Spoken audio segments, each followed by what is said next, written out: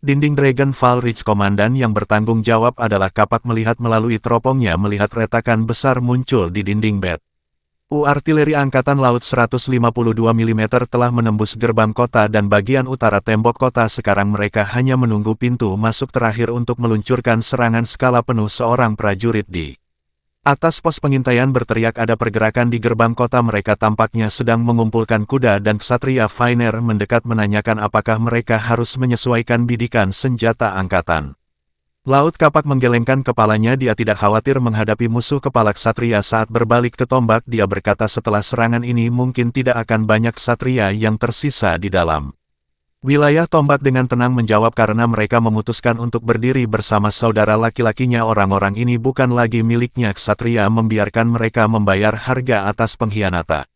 Mereka. Kapak mengangguk berhenti sejenak dan kemudian bertanya bagaimana tombak berencana untuk berurusan dengan Redwin. Yang Mulia telah menyebutkan dalam surat rahasia bahwa kecuali kerabat Nona Sep, semua bangsawan pemberontak dari Dragonfall Ridge harus dikirim ke kota Neverwinter, sedangkan untuk Redwin Roland berencana untuk membiarkannya. Bahasa Indonesia, penilaian Spear sedikit keraguan melintas di wajah Spear. Dia jelas belum membuat keputusan. Tanpa menekan kapaknya lebih jauh mengalihkan perhatiannya kembali ke pos pengintaian di mana pengamat tiba-tiba berteriak musuh datang. Sekelompok ksatria bersenjata lengkap menyerbu keluar dari gerbang kota yang hancur dengan menunggang kuda. Jika serangan Dukerian di kota perbatasan dengan perintah ksatrianya masih dapat menimbulkan sedikit ancaman bagi tentara pertama setahun yang lalu, sekarang mereka tidak punya peluang. Batalion Vanguard sudah bersiap di dermaga dibagi menjadi 3 regu masing-masing bergegas menuju salah satu dari 3 pelanggaran. Setiap regu dilengkapi dengan senapan aksi baut dan 2 senapan mesin berat. Segera pertempuran untuk merebut kembali Dragonfall Ridge secara resmi dimulai dalam waktu kurang dari 1 jam. Pertempuran berakhir. Tentara pertama telah menguasai kastil dan gereja belum muncul. Semua persediaan di kapal telah sepenuhnya disingkirkan dan keberadaan pendeta tidak diketahui. Para bangsawan diikat dan ditawan saat para prajurit bergerak menuju kamar tidur. Mereka menangkap Redwin yang masih berteriak keras bersikeras bahwa dia adalah penguasa Dragonfall Ridge dan menuntut untuk diperlakukan seperti itu. Spear menatap adik laki-lakinya diam sejenak lama sebelum akhirnya berbicara. Apa keuntungan menjadi seorang bangsawan bagi Redwin? Dia dan saudara ketiga mereka tidak mengerti bagaimana mengelola urusan negara atau memiliki pengetahuan tentang perdagangan. Bahkan jika Redwin duduk di posisi ini, dia hanya menyerahkan kekuasaannya kepada pengikut dan menteri lain. Spear bertanya-tanya, Ngapa Redwin kurang mempercayai saudara perempuannya sendiri daripada orang luar? Redwin berteriak dengan keras. Kepala menyebut Spear seorang penyihir, mengatakan Spear hanyalah seorang bajingan yang diadopsi oleh ayahnya. Spear tertegun. Redwin terus berteriak mengklaim Spear hanyalah kesalahan yang dibuat ayah mereka ketika dia masih muda dan Spear tidak benar-benar menyandang nama keluarga mereka. Menurutnya Redwin adalah orang yang seharusnya mewarisi keluarga. Spear tidak yakin apakah Redwin mengatakan yang sebenarnya atau tidak dan merasakan bahwa situasinya semakin buruk. Aks hendak campur tangan namun dengan dingin menatap Redwin dan berkata, jadi kamu juga bukan saudaraku. Dalam hal itu Redwin harus menerima hukuman yang pantas. Setelah mengatakan itu Spear berbalik dan berjalan menuju gerbang utama memerintahkan tindakan untuk mengirim Redwin ke kota Neverwinter, menyatakan bahwa Redwin telah kehilangan kewarasannya dan mungkin tambang batu bara adalah tempat dia. Bahasa Indonesia, milik Redwin terus berteriak tetapi tombak tetap tidak goyah melihat ke atas Dragonfall Ridge. Dia berpikir dalam hati berharap bahwa tanah ini akan diatur lebih baik di bawah kekuasaan Roland di kota Neverwinter. Hujan lebat turun dengan deras dengan tetesan air hujan yang lebat mengenai jendela kaca menciptakan suara piter-pater disertai dengan kilatan petir. Pemandangan di luar menjadi kabur dan tidak jelas. Roland berdiri di depan jendela menatap ke kota yang kabur di bawah hujan. Sebuah lagu terus terngiang di telinganya. Dia mengenang drama premier 3 hari yang lalu. Efeknya sangat mencengangkan. Etika dipasangkan dengan kemampuan eko penonton yang berjumlah 5.000 orang termasuk Roland sendiri merasakan rasa yang dalam dari hati mereka. Ini adalah kekuatan resonansi zona tenggelam dalam pikiran.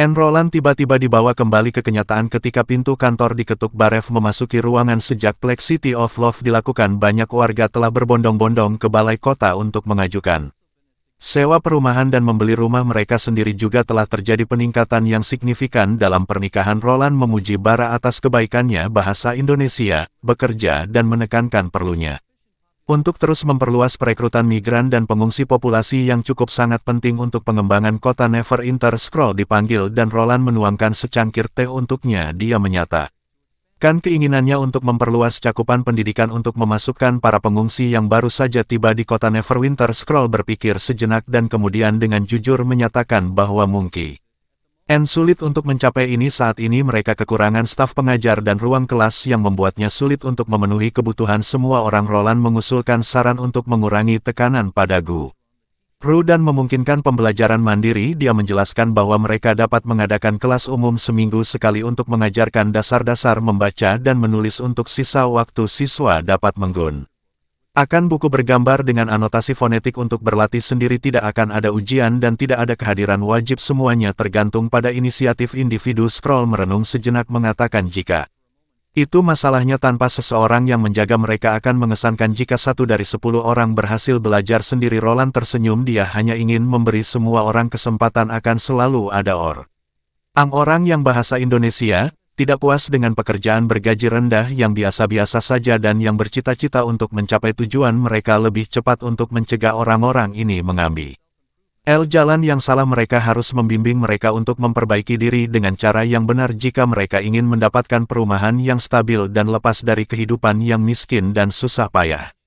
Mengajar diri mereka sendiri untuk membaca dan menulis adalah pilihan yang baik setelah mereka mengambil inisiatif untuk belajar sendiri. Metode ini juga dapat membantu mereka untuk bergabung dengan bangunan kota lebih cepat. Di kediaman penyihir, Wendy terbangun untuk menemukan bahwa hujan lebat yang telah berlangsung sepanjang malam akhirnya berhenti menguap dan meregangkan tubuh. Dia bangun dari tempat tidur, mendorong jendela untuk membuka jendela dan kemudian kembali ke samping tempat tidur untuk mencubit pipi Nightingale yang menanggapi dengan mendengus teredam dan membenamkan wajahnya di bantal. Wendy menggelengkan kepalanya sambil tersenyum dan kemudian pergi sarapan sendiri. Serikat penyihir tidak pernah menetapkan waktu yang pasti untuk bangun, jadi setiap orang cenderung berdatangan untuk sarapan dengan kecepatan mereka sendiri. Lightning dan Maisie selalu menjadi yang pertama, diikuti oleh orang-orang seperti Anna, Agatha dan Lucia. Wendy jatuh di suatu tempat di tengah malam. Gail lalu menjadi yang terakhir bangun, dipengaruhi oleh bahasa Indonesia, kecintaan Majesty untuk tidur. Kecuali ada masalah yang mendesak, Roland tidak akan mulai berurusan dengan tugas resmi sampai matahari tinggi di langit dan malam. Gail telah mengambil kebiasaan ini meskipun pernah menjadi salah satu anggota yang paling waspada dan tajam di asosiasi penyihir, selalu waspada terhadap sedikit masalah.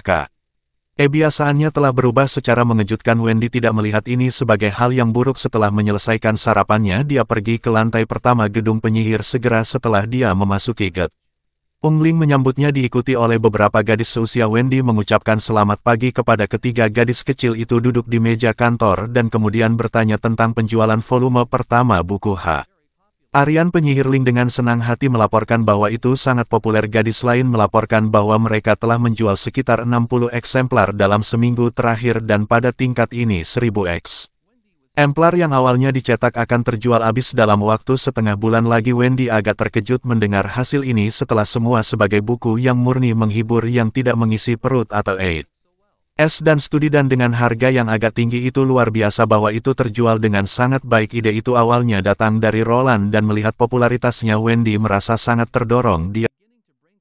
Dia tidak sabar untuk membentangkan kertas dan penanya mulai bertukar pikiran tentang konten untuk buku bergambar berikutnya. Sambil tersenyum, Wendy berkata bahwa buku berikutnya akan menampilkan Anne Echeko sebagai karakter utama. Dia bertanya kepada ketiga gadis kecil itu apa pendapat mereka tentang judul Eko, Sang Putri Bulan Perak dari Selatan yang Jauh, Tanah Pasir yang Mengamuk dan Api Bawah Tanah. Mata ketiga gadis itu berbinar saat mereka berseru. Itu menakjubkan Wendy, kemudian memberitahu mereka bahwa setelah Raja Roland merebut kembali wilayah selatan, setiap orang akan memiliki kesempatan untuk melihat seperti apa tanah air Eko ini. Adalah tugas Wendy untuk mempromosikan para penyihir yang memungkinkan setiap orang untuk lebih memahami para penyihir. Eko telah menjadi hit dengan Sukan Starflower dan musiknya yang imersif telah memenangkan pujian bulat dari sang aktor. Evelyn telah membuka sebuah bar yang terutama menawarkan minuman keras campuran rasa unik dan koktail. Wendy telah mendengar bahwa burung kolibri juga akan bergabung dengan Balai Kota menjadi wakil menteri Departemen Konstruksi, menjadikannya penyihir kedua yang menjadi pejabat Balai Kota setelah Scroll semua orang bekerja keras membangun kota Neverwinter sambil secara bertahap membuat warga menerima keberadaan Wit. Melihat bahasa Indonesia,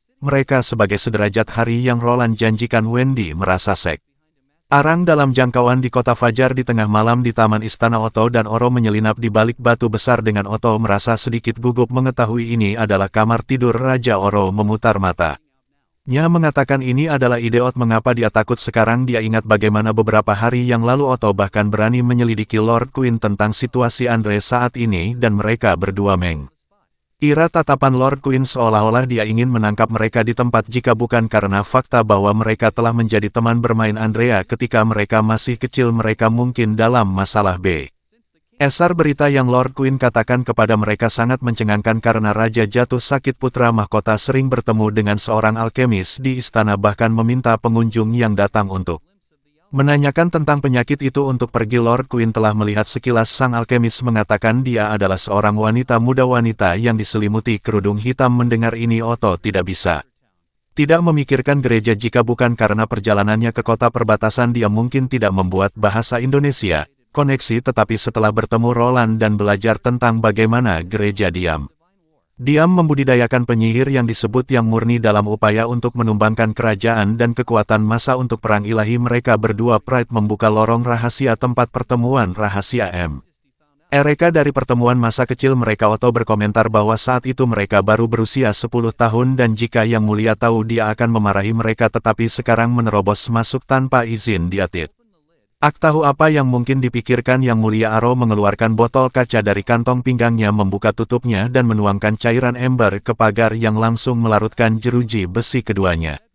Memasuki lorong dan di ujung terowongan rahasia adalah bagian belakang perapian di kamar tidur Raja. Mereka menekan mata mereka ke celah-celah untuk melihat ke dalam perapian itu tepat di seberang tidur besar tempat Raja berbaring. Pangeran Senpan mondar-mandir di samping tempat tidur, ekspresinya dipenuhi dengan kecemasan. Kalian terlambat, dan Pin berbicara dengan kesal. Wanita pirang di depannya membungkuk dan menjawab ada beberapa masalah di jalan yang menyebabkan penundaan. Wanita berkerudung hitam menanggapi dengan dingin tidak perlu memberitahunya, bantu saja dia membangunkan ayahnya.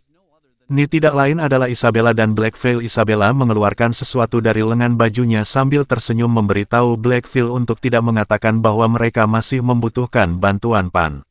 Geran dia mengeluarkan botol hijau. Pangeran mencoba mengulurkan tangan dan mengambilnya, tetapi Blackveil menghentikannya. Dia mengingatkan pangeran tentang perjanjian mereka, obat harus diberi makan nya secara pribadi agar efektif dan sebagai bagian dari pertukaran mereka, dan Anpan harus memenuhi permintaan Paus. Dia menyatakan mendengar ini Ota dan Oro bersembunyi di balik perapian terkejut. Setelah mendengar kata Paus, mereka kemudian mengerti bahwa keduanya dikirim oleh gereja. Blackveil duduk di samping tempat tidur menanyai pangeran mengapa jalan menuju kerajaan Wolfart tidak ditutup setelah sebulan penuh. Mengapa masih banyak pengungsi yang memasuki negara ini baru-baru ini? Anpan mengepalkan tinjunya menanggapi jika para pengungsi dilarang masuk, banyak yang akan mati di jalan karena tidak ada kota di dekatnya untuk memberi mereka makanan. Wanita itu menyela dengan tidak sabar. Apa hubungannya dengan gereja? Apa hubungan kematian mereka dengan Anpan? Dia seharusnya fokus pada Raja Diaka. Kemudian bertanya bahasa Indonesia, jika Anpan berpikir untuk melanggar perjanjian mereka, dan Pan jelas ragu-ragu. Setelah beberapa lama dia akhirnya berkata dia akan benar-benar menutup semua pembusukan dalam seminggu. Tetapi jika pengungsi mencoba menyeberangi pegunungan alih-alih menggunakan jalan, dia tidak bisa berbuat apa-apa tentang itu. Isabella mengangguk setuju. Kemudian Blackveil mengambil botol itu, menyesap sedikit dan membungkuk ke tempat tidur, memberikan obat ke mulut Raja. Setelah beberapa saat dia mengangkat kepalanya, menyeka mulutnya dan berkata bahwa harus melakukannya. Raja akan bangun dalam waktu setengah jam seperti sebelumnya. Pangeran bertanya apakah obat harus diberikan dari mulut ke mulut. Blackveil mengiyakan iya, dan itu harus diberikan olehnya selama dan Pan menepati janji. Raja akan pulih sepenuhnya dan bahkan lebih sehat dari sebelumnya. Saat Blackveil dan Isabella bersiap untuk meninggalkan pangeran dan Pan tiba-tiba bertanya apakah mereka penyihir. Mereka berhenti di jalan mereka. Dia perlahan menyarankan bahwa persyaratan hanya dia yang diberi obat hanya dapat dijelaskan oleh kekuatan magis seorang penyihir. Menambahkan bahwa meskipun itu luar biasa untuk berpikir mungkin ada penyihir di dalam gereja, tindakan mereka tidak berbeda dari setan. Isabella tertawa lembut bertanya apakah itu hanya itu yang ingin dia katakan. Pangeran dan Pan kemudian berteriak keluarlah. Ini mengejutkan El dan Oro yang masih bersembunyi, tetapi mereka kemudian melihat lebih dari selusin penjaga berbaju besi lengkap mengenakan batu hukuman Tuhan muncul dari lemari. Pakaian dan di bawah tempat tidur dengan cepat mengelilingi dua yang murni. Isabella melihat sekeliling dengan jijik. Black Veil menggelengkan kepalanya berkomentar bahwa gereja jelas tidak membuat kesah. Yang cukup kuat pada Anpan. Pangeran Anpan meraung mungkin mengungkapkan kemarahan yang telah dia tekan begitu lama. Dia menyatakan bahwa meskipun pasukan hukuman Tuhan yang mereka tunjukkan padanya belumnya mungkin sangat kuat, mereka tidak hadir pada saat itu. Dia kemudian memerintahkan para penjaga untuk menangkap kedua wanita itu. Isabella tertawa pelan dan bertanya apakah penyihir yang mereka temui di jalan juga telah diatur olehnya. Anpan suaranya dipenuhi dengan kemarahan yang tertahan, menganggapnya sebagai tipuan umum yang digunakan oleh tikus-tikus. Dia menunjukkan bahwa tanpa perlindung prajurit hukuman Tuhan, mereka berdua tidak berbeda dari orang biasa. Ketika dihadapkan dengan batu hukuman Tuhan, dia kemudian menuntut agar mereka menyerahkan obatnya. Isabella menyamping melihat ekspresi kedua wanita itu dan benar-benar terpancing oleh sikap acuh tak acuh mereka. Sikap menyaksikan pengawalnya yang bersenjatakan perisai yang tertanam dengan batu hukuman Tuhan maju ke arah dua penyihir. Namun sebelum mereka bisa mencapai mereka, para pengawal itu tiba-tiba mengarahkan pedang mereka ke diri mereka sendiri, mengiris leher mereka sendiri. Darah berceceran saat para pengawal jatuh satu demi satu. Pangeran Anpan gemetar tak terkendali seolah-olah dia telah menyaksikan sesuatu yang sangat mengerikan. Momentum dan amarah yang telah memicunya beberapa saat yang lalu terkuras dengan cepat.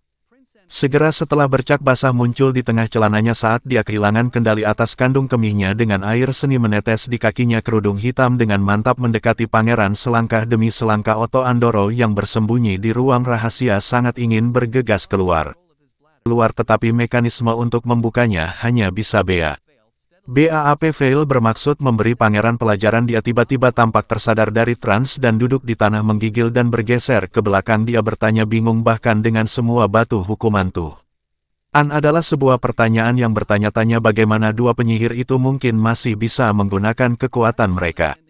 Isabella tersenyum tipis menjelaskan bahwa itu karena mereka adalah orang-orang murni.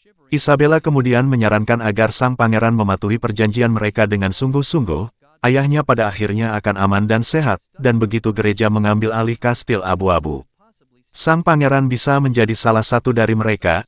Bahkan jika kerajaan Fajar diambil alih oleh gereja, sang pangeran masih dapat menikmati kehidupan yang kaya dan nyaman. Orang-orang dapat terhindar dari penderitaan perang. Mengapa repot-repot membuat gerakan bodoh ini sekarang? Ketika dia meninggalkan ruangan, dia berbalik dan menambahkan bahwa sang pangeran harus membersihkan tempat ini. Raja akan segera bangun dan dia mungkin tidak ingin melihat kamar tidurnya dalam keadaan seperti itu. Otto merasakan punggungnya basah oleh keringat dingin. Orang-orang murni yang tidak takut dengan batu hukuman Tuhan bersama dengan rencana gereja untuk pertama menaklukkan kastil abu-abu dan kemudian mengambil alih kerajaan Fajar. Semua rasa dingin turun. Baik-baik saja, gereja telah lama melihat kerajaan besar sebagai daging di mulut mereka.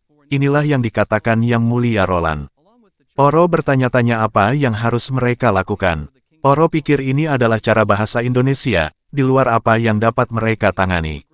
Mereka harus memberitahu ayah mereka dan Lord Queen, namun Ote skeptis apa yang akan dikatakan kebaikan kepada mereka untuk dilakukan. Mereka berurusan dengan orang-orang yang bahkan tidak takut dengan hukuman batu Tuhan. Menutup matanya dan dia tahu seseorang yang dapat menghadapinya. Mereka harus segera pergi ke duta besar Kastil Agung dan menyampaikan apa yang mereka dengar kepada Yang Mulia Roland. Wimbledon di kota Neverwinter. Di kota perbatasan, Roland sedang membaca surat balasan dari Duke Kelvin sambil tersenyum. Nightingale muncul di belakangnya dan bertanya apa yang ditertawakannya. Roland menganggap surat balasan Duke Kelvin cukup lucu. Pertama-tama Duke bertanya tentang kapan Roland akan mengadakan upacara penobatan, bersiap untuk datang dan memberi selamat kepadanya. Di akhir surat, Duke mengusulkan aliansi pernikahan, memuji kecantikan dan bakat putrinya Edith di seluruh halaman, mengklaim bahwa dia dapat menangani urusan dalam negeri dan luar negeri. Sempurna menjadikannya kandidat ratu terbaik. Nightingale mengambil surat itu dan mengerutkan kening setelah membaca beberapa baris. Dia kemudian berbalik bertanya, Roland tidak akan setuju, kan? Roland tentu saja tidak berniat setuju bergabung, mengatakan jika Ed benar-benar seperti yang dijelaskan dalam surat itu, dia akan takut untuk membiarkannya masuk ke kastil. Tentu saja ini hanya lelucon Roland tidak membutuhkan pernikahan politik untuk menstabilkan tahtanya. Nightingale menghela nafas lega karena dia tahu Roland mengatakan yang sebenarnya. Tiba-tiba seekor burung pembawa pesan terbang Lalui jendela yang terbuka dan mendarat di meja itu adalah surat rahasia dari ibu kota lama yang menunjukkan bahwa ada berita dari kota Fajar. Roland memberi makan burung itu beberapa dendeng ikan dan surat rahasia itu tampaknya Duta Besar York cukup kompeten, dia berkomentar, namun ekspresinya berubah tiba-tiba saat dia membaca surat itu. Kalimat pertama surat itu memberinya kejutan besar. Istana Fajar telah disusupi oleh yang murni. Kemampuan mereka dapat mengabaikan hukuman batu. Dewa Putra Mahkota mencoba melawan, tetapi para penjaga di bawah kendali yang murni bunuh diri dengan pedang mereka. Iri gereja bermaksud untuk menyerang kastil abu-abu terlebih dahulu. Menyaksikan semua ini dan Oro dan 3 keluarga besar berharap untuk mendapatkan bantuan Roland. Setelah beberapa saat mereka berdua menyaksikan surat rahasia itu terbakar, merasakan beban berat di hati mereka. Seorang penyihir yang kebal terhadap efek hukuman batu dewa. Sejauh yang mereka tahu hanya para penyihir luar biasa yang bisa mencapai ini. Selain itu ada iblis tingkat tinggi. Bahasa Indonesia dikenal sebagai pembunuh sihir. Roland menarik napas dalam-dalam, tiba-tiba menyadari bahwa dia harus membuat penyesuaian signifikan. Terhadap rencananya untuk merebut kembali wilayah selatan. Dengan cepat Roland mengadakan rapat diskusi strategis di ruang kastil dan menyarankan untuk mengganti prajurit angkatan darat pertama yang ditempatkan di Dragon Parade dengan rekrutan yang baru dilatih, karena mereka seharusnya tidak memiliki masalah dalam menghadapi para bangsawan itu. Angkatan darat pertama perlu dipusatkan bersama untuk tahan melawan gereja. Roland setuju dan berbalik untuk melihat peta, menyadari bahwa mereka sekarang menghadapi masalah pertama, kapan musuh akan menyerang, dan kedua, di mana musuh akan memulai serangan mereka. Roland dengan kasar menceritakan isi surat rahasia itu, ingin mendengar saran semua orang. Barf berbicara lebih dulu, menyatakan bahwa dimanapun mereka muncul, musuh pertama-tama harus melewati wilayah utara kerajaan yang semuanya berada di bawah yurisdiksi Duke Kelvin. Saat ini dia menyarankan untuk membiarkan Nona Edith menyampaikan pesan ini kepada ayahnya. Edith berdiri dan berkata bahwa meskipun perlu mengirim orang untuk memantau semua kemungkinan rute, itu tidak berarti itu adalah metode yang baik. Mereka perlu bertindak cepat untuk membeli cukup waktu bagi Roland. Roland mengalihkan pandangannya ke arah Edith yang dengan percaya diri menjawab, kirim orang-orang ke Hermes. Carter mengerutkan kening menunjukkan kekhawatiran dan rasa ingin tahunya tentang rencana Edith. Carter menyatakan keraguannya tentang kemanjuran mengirim orang ke kota suci gereja, dan Petro menambahkan bahwa akan sulit untuk berbaur karena penduduk setempat penuh dengan pengikut fanatik gereja. Edith tersenyum dan menjelaskan bahwa tidak perlu memasuki kota suci itu, cukup untuk menemukan pedagang di dekatnya dan mengobrol dengan mereka. Edith perlahan berjalan ke depan, jarinya menunjuk ke arah peta saat dia berbicara dengan nada serius. Medan Hermes sangat unik, menciptakan lereng yang landai dengan pegunungannya. Kota suci baru terletak di atas dataran tinggi, tetapi lingkungan di sini sangat keras penghala. Alam dapat membantu gereja menangkis binatang iblis. Tempat ini sendiri tidak cocok untuk tinggal, apalagi bertani. Edith berhenti sejenak sebelum melanjutkan penjelasannya. Ini berarti bahwa mereka harus bergantung pada sumber daya eksternal, terutama makanan. Setiap musim gugur, lusinan karavan dari 4 kerajaan tiba setiap hari, semua untuk tujuan tunggal, memasok kota suci baru. Dia kemudian menyimpulkan dengan kata lain, jika gereja berencana untuk mengirim pasukan mereka, para pedagang pasti akan memperhatikan. Menurut perubahan dalam skala transportasi material, mereka kemudian dapat memperkirakan waktu penempatan mereka. Nada bicara Edith tegas dan menunjukkan kepercayaan diri yang sangat langka di antara wanita di era ini. Semua orang di ruangan itu terkejut. Roland merenung dalam hati, tampaknya deskripsi Kelvin tentang Edith dalam suratnya tidak sepenuhnya berlebihan. Edith menyatakan minat yang mendalam pada taktik tentara pertama. Roland ingin memahami bagaimana pasukan Roland berhasil menembus ibu kota kerajaan lama dalam 1 hari. Dia juga berharap untuk belajar melalui pengamatan yang bertujuan untuk lebih membantu Roland dalam pertempuran yang akan datang. Roland setuju dan memerintahkan kapak untuk membuat pengaturan yang diperlukan. Ekspresi Sil mengungkapkan kekhawatirannya yang mendalam. Dia percaya ini mungkin pertempuran yang sangat sulit dan menyarankan untuk memberitahu Tilly, berharap bahwa penyihir dari Al yang tertidur dapat membantu Roland. Roland tidak bisa menahan senyum pahit setelah mendengar saran si. Situasi di Al yang tertidur tidak jauh lebih baik daripada miliknya. Tidak ada berita sejak Roland memberitahu Tilly tentang pertumpahan darah. Jika Tilly membawa para penyihir untuk membantunya tanpa menyelesaikan konflik internal. Bahasa Indonesia, Al yang tertidur mungkin akan jatuh ke dalam kekacauan yang lebih besar. Namun Roland juga tahu bahwa melawan yang murni dengan kemampuan aneh mereka yang memang memberikan tindakan balasan yang Paling efektif akhirnya Roland mengangguk mengatakan bahwa dia akan menulis surat kepada Tilly Agatha kemudian menawarkan sarannya menasihati bahwa semua prajurit Angkatan Darat Pertama adalah batu H. Hukuman Tuhan. Dia menjelaskan bahwa selama ratusan tahun sejarah di Federasi ada beberapa penyihir kuat dengan kemampuan yang tak terbayangkan melawan penyihir seperti itu orang biasa tanpa hukuman bed. Tuhan sama sekali tidak berdaya dan seorang penyihir tunggal dengan kaliber itu dapat mengklaim nyawa ribuan orang. Bar mengajukan pertanyaan praktis menanyakan di mana mereka dapat menemukan begitu banyak hukuman batu Tuhan. Tiba-tiba Roland menjawab mengatakan mereka bisa mendapatkannya dari gereja. Saat dia berbicara seringai dingin muncul di wajahnya. Saatnya untuk mencabut kekuatan musuh seperti mematahkan taring ular berbisa. Saat malam tiba Wendy mengumpulkan semua penyihir di kamar tidurnya. Ketika perhatian semua orang terfokus padanya, dia memberitahu mereka bahwa gereja sedang dalam perjalanan dan menceritakan rincian pertemuan. Setelah keheningan singkat, Rem membisikkan kesediaannya untuk tinggal di pabrik sepanjang hari untuk menyediakan listrik bagi Roland. Lily D.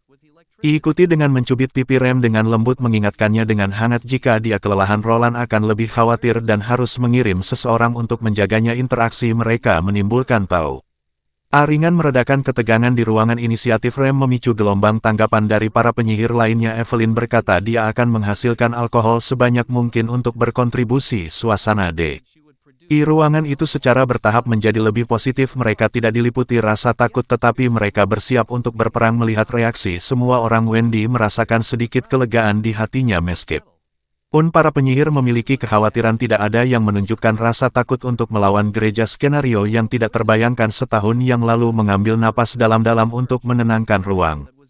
Wendy berbicara dengan sungguh-sungguh memberitahu semua orang bahwa perang ini sangat penting untuk masa depan Serikat Penyihir. Menanyakan kepada mereka apakah mereka pernah berpikir tentang apa artinya bagi mereka jika Yang Mulia akhirnya mengalahkan gereja. Ruangan itu menjadi sunyi tetapi mata mereka berkilauan dengan cahaya yang tak terlukiskan. Wendy melanjutkan perlahan di dalam kerajaan.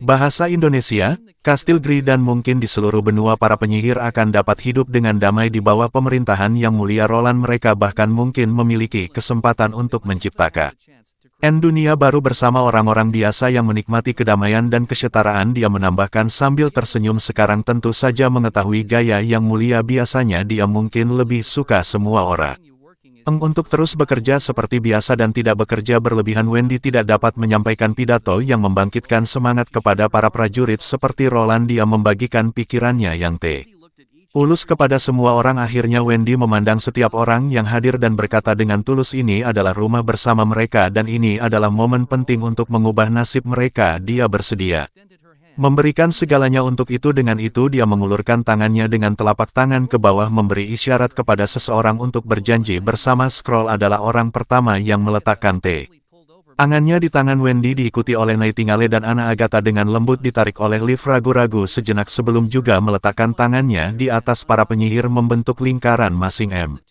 asing meletakkan tangan mereka di atas yang lain. Bahkan dua penyihir Bloodfound sebelumnya, dan Shadow Feather yang ragu-ragu mengumpulkan keberanian mereka di bawah tatapan semua orang yang terseni dan benar-benar menjadi bagian dari kelompok itu. Bersama-sama mereka berteriak serempak untuk persatuan penyihir, untuk Raja Roland, untuk Gunung Suci Abadi. Suara mereka tegas dan kuat bergema di sel ruangan. Setelah semua orang meninggalkan kamar tidur itu secara bertahap menjadi sunyi, hanya menyisakan Wendy dan Nightingale yang berbalik. Wendy memperhatikan bahwa Nightingale telah diam-diam buka jendela dan berdiri di sana. Sosoknya sedikit melankolis di bawah sinar bulan. Perlahan berjalan ke sisinya. Wendy dengan lembut bertanya apakah Nightingale juga khawatir tentang perang yang akan datang. Nightingale menarik napas dalam-dalam, suaranya rendah namun penuh percaya diri. Nightingale telah menunggu lama untuk membalas dendam pada gereja. Mungkin saudara perempuan penyihir lainnya yang meninggal secara tidak adil di tangan gereja pasti juga menantikan hari ini. Mendengar kata-kata Nightingale, gelombang emosi dalam membuncah di hati Wendy. Dia mengulurkan tangan dan dengan lembut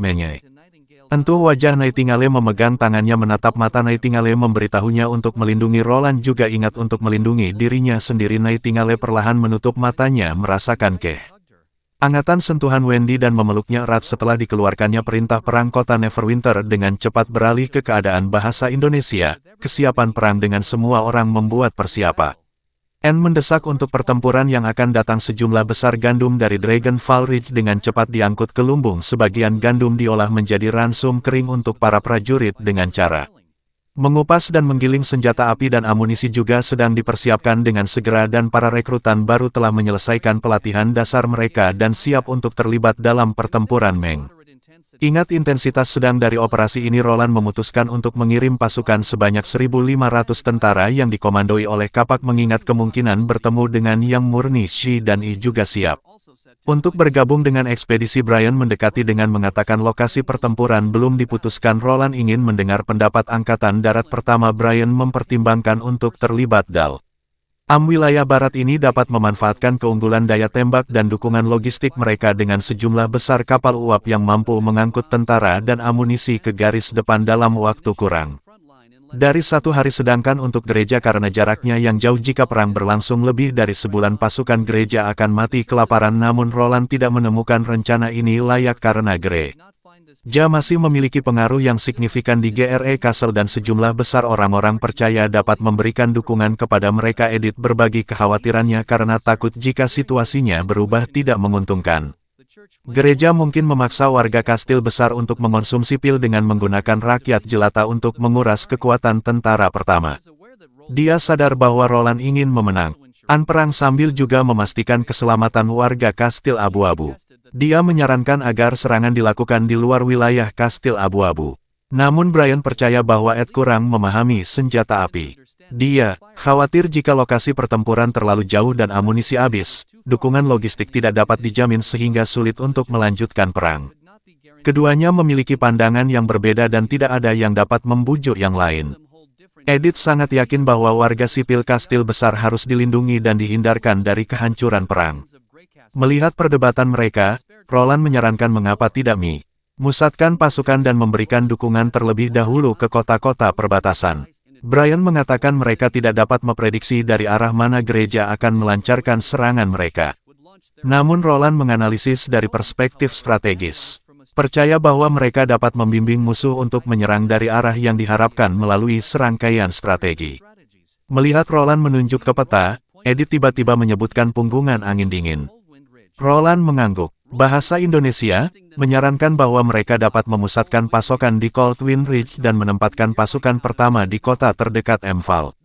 Ini akan memaksa gereja untuk menyerang dari arah ini. Brian bertanya dengan bingung. Edith menjelaskan bahwa Coldwind Ridge sangat dekat dengan kota suci dan dengan memusatkan pasukan mereka di sana, mereka dapat menciptakan ilusi bagi gereja yang membuat mereka percaya bahwa serangan akan segera terjadi sehingga memaksa gereja untuk memusatkan pasukannya di sana dan mencapai tujuan untuk mengarahkan arah serangan musuh. Brian mengemukakan kekhawatiran lain. Bagaimana jika gereja memilih untuk tidak menyerang dari Coldwind Ridge? Roland menanggapi dengan tenang, maka kota suci Hermes akan diangkat ke tanah dikelilingi oleh api yang mengamuk. Anna menyaksikan dengan panik api merah melahap semua yang ada di sekitarnya dan udara yang membakar menyengat kulitnya saat api menari dengan kacau asap tebal bergulung di bawah langit-langit membuatnya hampir mustahil untuk bernapas. Anna ingin membantu tetapi mendapati dirinya tidak berdaya. Dia bisa mendengar teriakan dari dalam rumah sementara para tetangga bergegas untuk memadamkan api. Tiba-tiba seorang mendekatinya, tatapannya stern saat dia menanyai Anna tentang keberadaan ibu dan saudara laki-lakinya. Alih-alih menawarkan kenyamanan, dia dengan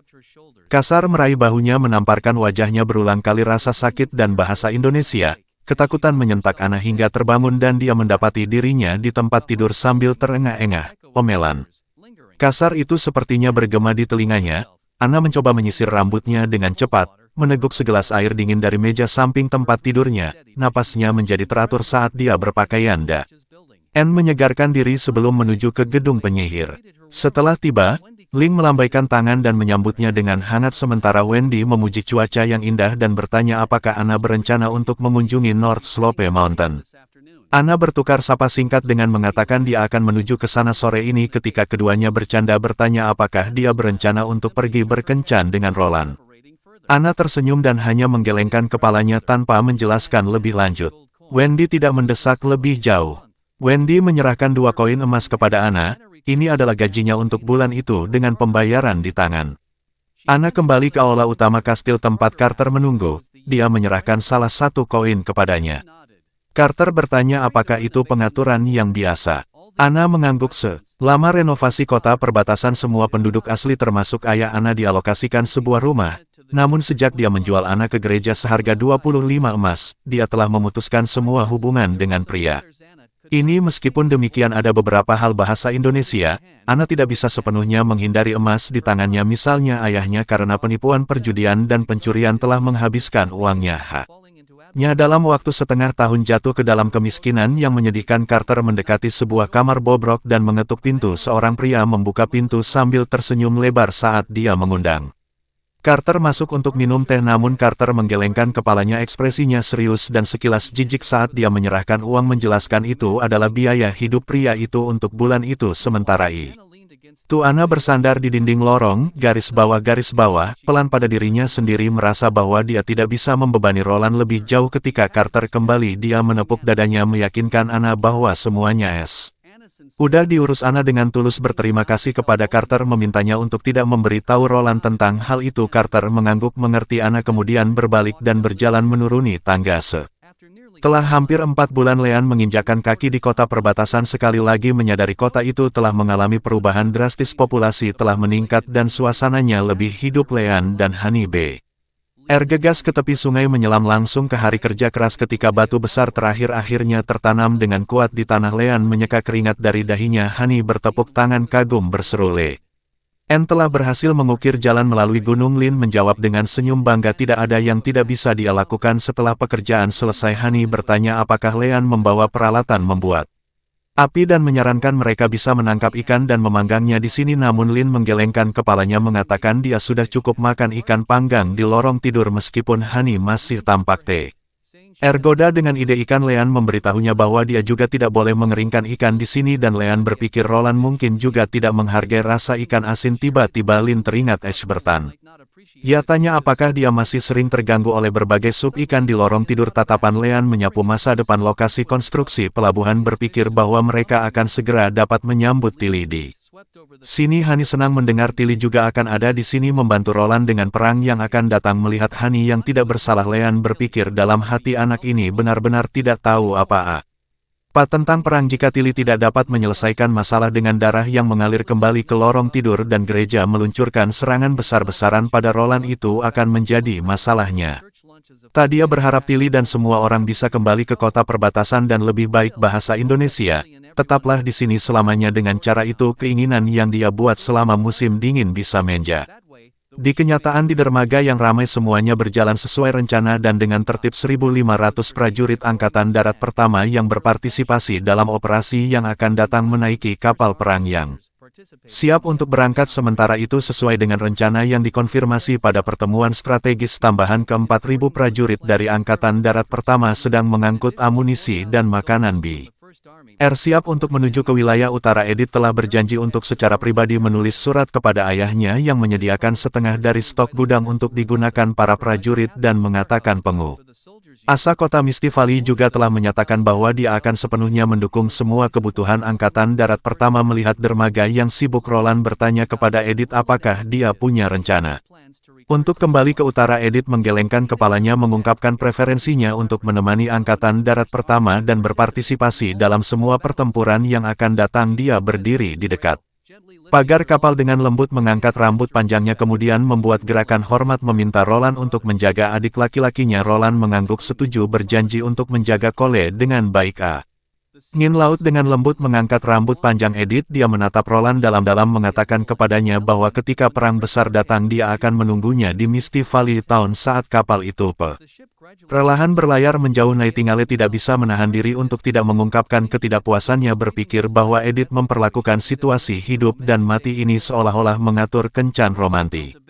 Dengan kekasih, Roland merasa sedikit canggung menyadari bahwa Nightingale masih menyimpan dendam dari surat yang dikirim Duke Kelvin. Dia bertanya kepada Nightingale tentang keandalan dari apa yang harus saja dikatakan Edith dengan enggan. Nightingale mengangguk membenarkan bahwa Edith jujur baik dalam mengungkapkan kesetiaannya kepada Roland, dan dalam membahas rencana pertempuran Roland menghela napas lega, merasa yakin. Dia dengan lembut memegang tangan Nightingale dan mereka berdua kembali ke kastil bersama. Roland menatap peta dengan serius, menyadari bahwa mereka akan segera membangun pelabuhan lain. Selanjutnya mereka perlu mulai membangun rumah gudang dan dermaga. Sementara tidak lama setelah, Maisie bergegas ke kantor sambil mematuk jendela sambil memegang surat yang disegel Roland dengan Cepat membuka surat itu, matanya dengan cepat memindai setiap kata dalam surat itu. Dia berpikir keras dan kemudian memberi perintah kepada Maisy bawa Sylvia dan kemudian mengejar armada secepat mungkin. Bahasa Indonesia, mungkin juga memberitahu Ivy untuk bertindak sesuai rencana sementara armada telah tiba di dermaga suburban dekat Crimson Water City yang menyebabkan keributan para penjaga kembali ke kota. Gerbang kota ditutup rapat dan jembatan angkat di atas parit diangkat. Melihat ini, Brian bertanya apakah mereka harus meledakkan gerbang kota terbuka. Axe menggelengkan kepalanya yang menunjukkan bahwa target mereka hanyalah gereja. Mereka tidak ingin membuat musuh dengan para penguasa setempat dan memutuskan untuk pertama-tama melalui prosedur diplomatik dengan menyerahkan dokumen yang relevan. Edith melangkah maju dengan sukarela menjadi utusan sebagai putri duke. Dia lebih dari memenuhi syarat untuk menjadi utusan. Brian menyatakan kekhawatirannya akan keselamatannya dan Axe memutuskan untuk mengirim satu regu tentara untuk menemaninya. Axe kemudian berkata bahwa jika terjadi konflik mereka akan menyerang dengan segala cara. Edith dan para prajurit pergi ke gerbang kota bersama-sama dan menyerahkan surat kepercayaan mereka. Setelah menunggu setengah jam yang menegangkan, gerbang kota akhirnya terbuka perlahan dan jembatan angkat diturunkan. Seorang pria paruh baya yang gemuk keluar. Dia adalah penguasa kota Crimson Water. Dia dengan hangat mengundang semua orang ke kota sementara Al langsung membahas masalah tersebut dengan menyebutkan tindakan pengkhianatan gereja juga bahasa Indonesia, seperti tragedi di dua kerajaan lainnya. Sang raja mengangguk tetapi tatapannya tanpa sadar tertuju pada Edith. Lalu ia mengundang semua orang untuk bergabung dengannya dalam perjamuan malam. Brian bersiap untuk menolak undangan perjamuan dengan sopan, tetapi ia mendapati bahwa Edith telah menerima dan menyatakan bahwa mereka akan hadir, namun mereka harus menyelesaikan misi yang ditugaskan oleh Raja Roland terlebih dahulu. Saat pasukan pertama berbaris memasuki kota dalam formasi yang rapi di bawah bimbingan para ksatria, tiba-tiba keributan dan suara batu mengenai tanah memecah keheningan. Kapak segera mengangkat tangannya memberi perintah, semua pasukan waspada. Para prajurit dengan cepat mengeluarkan senjata mereka, siap bertempur. Saat itu Maisy dan Sylvie bergegas menghampiri dengan tergesa-gesa, berteriak bahwa ada reaksi magis di depan.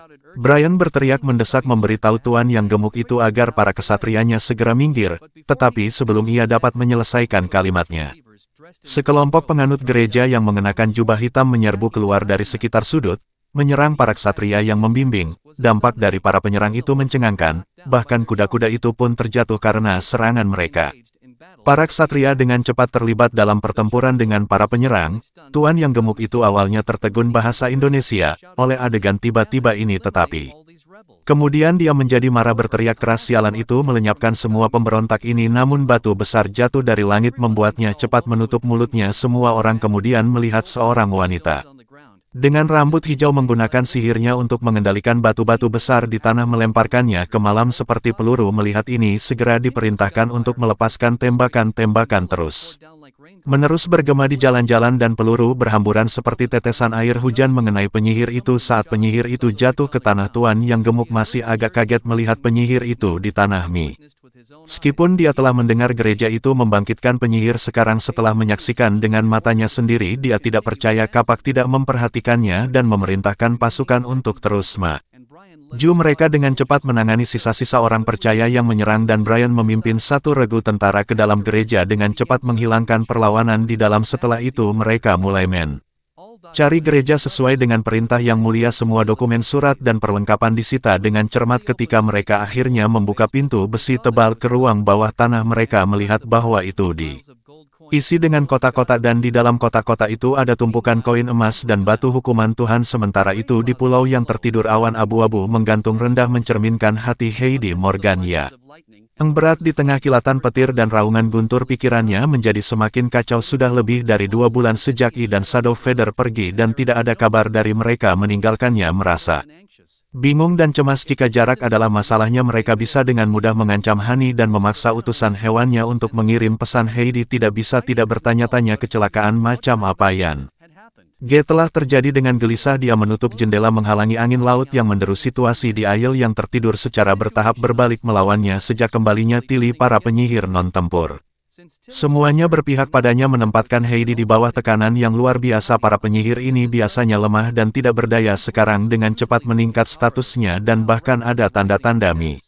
Mereka menghadapi para penyihir tempur saat itu seorang wanita berambut merah bergegas dalam suaranya cemas membawa kabar buruk sebagai asisten Heidi yang paling setia dia jarang menunjukkan sikap bingung. Yang membuat Heidi merasa agak tidak nyaman wanita itu melaporkan seorang penyihir baru telah datang ke lorong yang tertidur namanya adalah Ani setelah mendengar ini Heidi bahasa Indonesia, tetap. Acuh tak acuh mengatakan penyihir baru sering datang dan dia tidak terlalu memikirkannya namun wanita berambut merah itu dengan sungguh-sungguh menambahkan mengatakan dia telah melihatnya sebelumnya. Ani berasal dari kerajaan Wolfart. Jantung Heidi berdebar kencang dengan cepat menyadari bahwa penyihir baru ini mungkin penyihir yang ditolak oleh darah jejak mawar di dalam hatinya dia bertanya. Apakah itu hanya kebetulan dengan nama yang sama wanita berambut merah itu menggelengkan kepalanya meskipun dia tidak sepenuhnya yakin pada awalnya setelah melihat Ani dengan matanya sendiri dia yakin itu memang Ani dari bertahun-tahun yang lalu kesannya tentang Ani sangat dalam karena penyihir yang menemani Ani saat itu meragukan setelah mendengar ini Heidi tiba-tiba meraih kerah wanita itu menanyainya apakah dia telah melepaskan Ani wanita itu dengan cepat menyangkalnya menekankan bahwa dia telah bertindak sesuai dengan instruksi Heidi. Heidi menatap matanya mencari jejak kebohongan. Setelah beberapa saat dia perlahan melepaskan dan dengan tenang menanyakan detail situasinya wanita itu menarik napas dalam-dalam dan menjelaskan bahwa Ani sakit dan kondisinya tampak cukup serius. Heidi merenung sejenak kemudian memerintahkan wanita itu untuk membawa Nightfall, juga suruh Saji untuk melihat karena Ani belum pernah melihat Saji sebelumnya di luar hujan teh. Urun deras tetesan hujan yang lebat menghantam jendela menciptakan suara yang tumpul. Heidi duduk diam di meja suasana di ruangan itu sangat tegang sementara dua lainnya berdiri diam menunggu instruksi. Tiba-tiba ada langkah kaki tergesa-gesa di luar pintu-pintu terbuka dan tertutup dan Saji kembali untuk melaporkan bahwa Ani tertidur namun sepertinya kondisi Ani tidak terlalu optimis. Wabah dingin telah menghindari paru-parunya dan tampaknya penyakit itu telah bertahan selama beberapa waktu. Wajah Heidi menjadi gelap dan dia bertanya dengan nada dingin mempertanyakan apa yang direncanakan. Camilla untuk dilakukan. Saji menjawab bahwa Camilla berencana untuk mengirim Ani ke kota perbatasan di wilayah barat. Heidi segera menyadari bahwa begitu Ani pergi ke wilayah barat dan bertemu Deng An semua yang telah dilakukan Heidi dapat terungkap yang sama sekali tidak dapat diterima olehnya. Heidi menahan amarahnya dan berbalik ke Nightfall berbicara dengan suara dingin mempertanyakan apakah Nightfall dapat memastikan bahwa Ani tetap tertidur selamanya. Nightfall sedikit ragu-ragu dan menjawab bahwa meskipun dia bisa melakukannya dengan kemampuannya kursi kematian yang damai dia tidak ngerti mengapa itu bahasa Indonesia. Perlu Heidi dengan tidak sabar menyela. Dia mengatakan Ani adalah pengkhianat bagi Bloodhound dan Nightfall tidak perlu tahu alasan spesifik. Nightfall tidak yakin dan tampak sangat bingung. Dia bertanya mengapa tidak menunggu Tilly kembali dan memutuskan konsekuensinya bisa tak terbayangkan jika seseorang mengetahuinya. Kilatan berbahaya melintas di mata Heidi. Saat dia membanting meja bertanya apakah Nightfall mencoba menentang keinginannya. Dengan sedikit gemetar di tubuhnya Nightfall akhirnya menyetujui permintaan Heidi meyakinkan bahwa dia akan mendengarkan perintah. Heidi melihat ini senyum halus bermain di bibir Heidi. Dia lebih lanjut bertanya apakah Nightfall dapat mengendalikan waktu kekuatannya secara khusus meminta agar kemampuannya berlaku tepat. Setelah Ani ditempatkan di kapal meskipun ragu-ragu Nightingale akhirnya mengangguk setuju. Senang Heidi memutuskan sudah waktunya untuk mengunjungi Ani ditemani oleh anggota Bloodhound. Heidi Bukan Camet duduk di luar kamar Ani dengan nada khawatir. Heidi menyatakan bahwa mereka telah mendengar tentang seorang penyihir dari kerajaan Wolfart dan ingin memeriksa kondisinya. Camilla mencoba bahasa Indonesia, bujuk mereka dengan menjelaskan bahwa Ani sudah tidur dan tidak boleh diganggu. Namun kesabaran Heidi mulai tipis. Dengan seutas benang di nadanya dia langsung menyatakan bahwa dia familiar dengan nama itu dan menyarankan bahwa mungkin mereka tahu penyihir ini. Dihadapkan dengan kegigihan Heidi, Camilla tampak agak takut dan akhirnya meskipun enggan memimpin mereka ke dalam kamar. Heidi memandang Camilla dengan jijik hampir memutuskan di tempat untuk memukulnya. Saat dia berjalan ke kamar dia memberi isyarat ke Skyflame. Wanita berambut merah itu dengan hati-hati mengamati gadis yang berbaring di tempat tidur dengan mata tertutup rapat memberikan anggukan yang hampir tak terlihat. Heidi mendekati Camilla merendahkan suaranya untuk menanyakan tentang kondisi Ani meskipun dia tampak Khawatir niat sebenarnya adalah untuk menghalangi garis pandang Camilla saat Nightfall bersiap menggunakan kekuatannya. Camilla tidak menjawab Heidi tetapi malah menunjukkan ekspresi aneh Camilla kemudian. Anne memegangi lengan Nightfall dan bertanya mengapa dia ingin membunuh Annie. Heidi sedikit terkejut dan sebelum dia bisa bereaksi Annie yang sedang berbaring di tempat tidur sudah menghilang melihat Nick. Nightfall bersiap menggunakan kursi kematian yang damai. Camilla patah hati, dia selalu berpikir malam tidak akan pernah melakukan hal seperti itu. Camilla kemudian meliriknya, memanggilnya seorang pembunuh. Tidak dapat menahan amarahnya lebih lama lagi. Heidi melepaskan kemampuan sihirnya ke arah Camilla saat Camilla dipukul, sosoknya menghilang menjadi awan kabut putih. Saat itu, Heidi mengerti semuanya, dia berteriak keras. Shadow, itu kamu. Langkah kaki bergema tergesa-gesa melalui koridor saat Shadow mulai melarikan diri dengan kecepatan penuh. Heidi memerintahkan Skyflame untuk menangkap Shadow menggunakan kemampuannya. Api dengan cepat mengejar Shadow dan teriakan dari kejauhan terdengar. Mereka bertiga segera mulai berlari melarikan diri dari istana saat mereka tiba di gerbang depan. Mereka tiba-tiba berhenti di tengah hujan deras. Ash memegang pedang besarnya di taman, memberikan tekanan besar pada ketiganya hanya dengan berdiri di sana. Heidi menoleh ke samping dan melihat dua sosok yang dikenalnya di pintu masuk istana. Andrea dan Shadow. Shadow dengan main-main menjulurkan lidahnya dan membuat wajah pada mereka, jelas-jelas berpura-pura selama teriakan sebelumnya. Heidi kemudian menyadari bahwa Tilly tidak pernah meninggalkan lorong yang tertidur. Hati Heidi benar-benar tenggelam. Ash dengan dingin menatap mereka, memberitahu mereka bahwa tidak perlu penjelasan, dan jika mereka menyerahkan Ed, dia akan mengampuni mereka. Heidi menatap Ashes, tahu dia tidak menggertak, tetapi dia tidak percaya semuanya sudah berakhir.